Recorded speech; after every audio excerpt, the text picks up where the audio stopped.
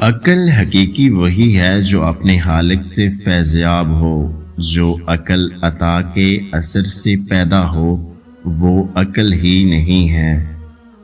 تدبیر وہی کارگر ہوتی ہے جو تقدیر کے حسب حلال ہو۔ جو شخص نیک اور ہوس سے آزاد ہو وہی اصل بادشاہ ہے۔ بیکار بولنے سے منہ بند رکھنا بہت بہتر ہے۔ خاموش رہو، صرف خدا ہی تمہارے دل کا بوجھ ہلکا کر سکتا ہے۔ دو باتیں عقل کا عیب ہیں، کہنے کے وقت چپ رہنا اور چپ رہنے کے وقت بولنا۔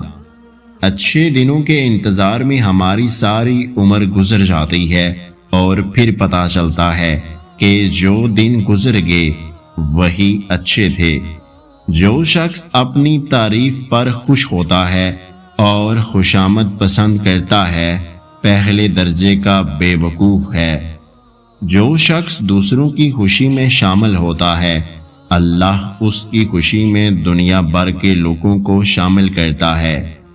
زیادہ سمجھدار اور زیادہ بے وقوف میں کوئی فرق نہیں ہوتا۔ تم اس دنیا میں رہتے نہیں ہو بلکہ تم یہاں سے گزر رہے ہو۔ جو شخص دوسروں کی خوشی میں خوش ہوتا ہے وہ کبھی غم نہیں دیکھتا۔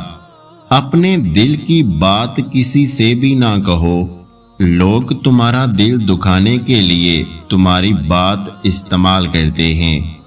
خود بدلنے کی کوشش کر، دنیا خود بدل جائے گی۔